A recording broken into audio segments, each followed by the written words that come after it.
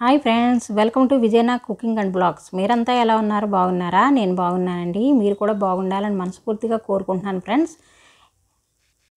ఈరోజు సీకాయ ఆకుతో పచ్చడి అనేది ఎలా చేయాలో ఈ వీడియోలో మీకు చూపించబోతున్నానండి. ఈ సీకాయ ఆకు అనేది చూడడానికి మన చింత చిగురులాగే ఉంటుంది. కాకపోతే ఈ ఆకు కాడలకి ముళ్ళు కూడా ఉంటాయండి. చూసి జాగ్రత్తగా తీసుకోవాలి. ఆకు అయితే మనకి ఇలా మార్కెట్లో దొరుకుతూ ఉంటుంది. సంతల్లో అది అమ్ముతూ ఉంటారు.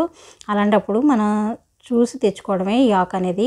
ఒక్కొక్కరికి అయితే చెట్లు కూడా ఉంటాయండి. అలాంటి వాళ్ళైతే కోసుకోవడం చాలా ఈజీ.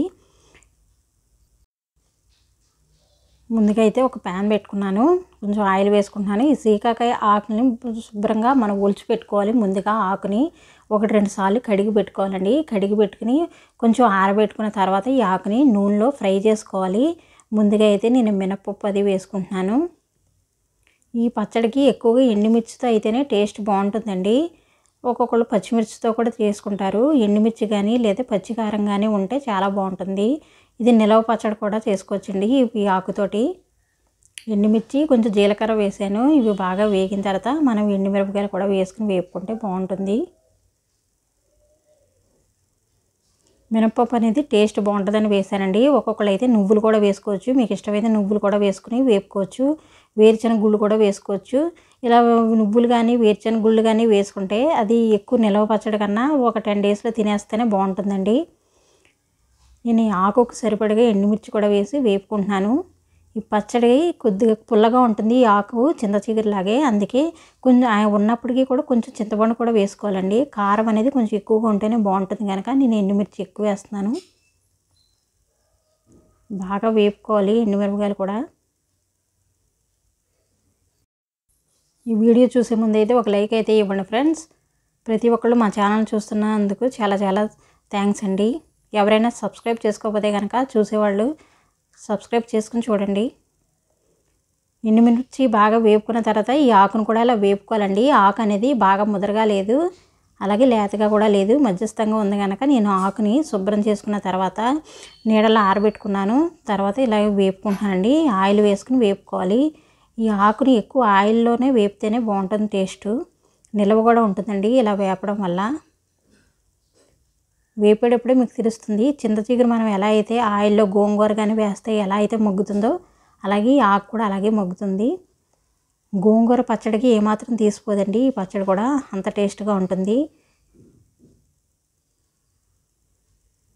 ఆకు అనేది ఇలాగ చక్కగా వేపుకోవాలండి. బాగా వేగితేనే టేస్ట్ అనేది బాగుంటుంది. రుచి చాలా బాగుంటుందండి ఈ పచ్చడి చేసుకోవడం వల్ల. పచ్చడిలో సి విటమిన్ అనేది ఎక్కువగా ఉంటుంది. హెల్త్కి చాలా మంచిదండి. ఆకలి తక్కువగా ఉన్నవాళ్ళు ఎవరైనా సరే ఈ సీకాకాయ ఆకుని పచ్చడి చేసుకుని తింటే ఆకలి పుడుతుంది. ఆకు అది బాగా వేపుకున్న తర్వాత ఒక మిక్సీ గిన్నెలోకి తీసుకోవడమేనండి. చల్లారాక తీసుకోవాలి ఈ ఆకు అనేది. ఇప్పుడు మిక్సీ గిన్నెలోకి తీసుకుని మనం పచ్చడి అనేది ప్రిపేర్ చేసుకుందాం. ఎండుమిర్చి, మినపప్పు, జీలకర్ర ఇవన్నీ వేపుకున్నాం కదా, అవి కూడా తీసుకున్నాను. ఈ పచ్చడికి కంపల్సరీ వెల్లుల్లి అనేది వేస్తే టేస్ట్ చాలా బాగుంటుందండి. వెల్లుల్లిపాయలు పచ్చివే వేసుకోవాలి. పచ్చడికి సరిపడగా ఉప్పు అనేది వేసుకుంటున్నాను. ఉప్పు వేసుకుని బాగా మిక్సీ పట్టుకోవాలండి. కొంచెం పసుపు కూడా వేసుకుంటున్నానండి.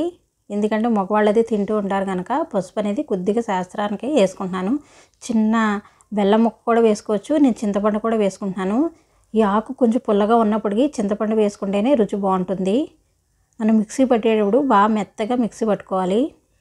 మీకు ఇష్టమైతే బరగ్గా కూడా పట్టుకోవచ్చు. అది మనం తినేదాన్ని బట్టి ఉంటుంది. ఈ వీడియోలో చూపించిన విధంగా మిక్సీ పట్టుకోవాలండి పచ్చడిని. ఇదిగోండి ఇలాగా పచ్చడి బాగా మెత్తగా మిక్సీ పట్టేసుకున్నాను. ఇప్పుడైతే పోపు వేసుకుంటున్నానండి. మీకు కావాలనుకుంటే పోపు వేసుకోవచ్చు. చాలామంది పోపు వేసుకుంటారు. నేనేమో ఆయిల్ కొంచెం వేడి చేసి ఈ పచ్చడిలో వేస్తున్నానండి. ఎందుకంటే పోపు వేసుకుంటే ఎక్కువ రోజులు నిల్వ అనేది ఉండదు. ఈ పచ్చడి నిల్వ ఉండాలంటే ఆయిల్లో వేడి చేసుకుని వేసుకుంటే బాగుంటుంది. అందుకే ఆయిల్లో వేడి చేసిన నూనెని పచ్చడిలో కలుపుకుంటున్నాను. ఇలా అయితే నిల్వకు ఆగుతుందండి. పోపు వేసుకున్నదైతే ఒక వారం రోజులు అలాగా ఉండే పళంగా అయితే వేసుకోవచ్చు. ఇలా కలుపుకొని పక్కన పెట్టుకోవడమే. ఈ పచ్చడి చాలా టేస్ట్గా అయితే ఉంటుందండి. ఇంతే అండి, సీకాకాయ పచ్చడి చేసుకోవడం చాలా సులభం. ఈ వీడియో కనుక నచ్చితే ప్లీజ్ లైక్ చేయండి, షేర్ చేయండి, కామెంట్ చేయండి. అలాగే మా ఛానల్ని సబ్స్క్రైబ్ చేసుకోవడం మాత్రం మర్చిపోకండి ఫ్రెండ్స్, ప్రతి ఒక్కరు కూడా. Thank you for watching. Thank you అండి.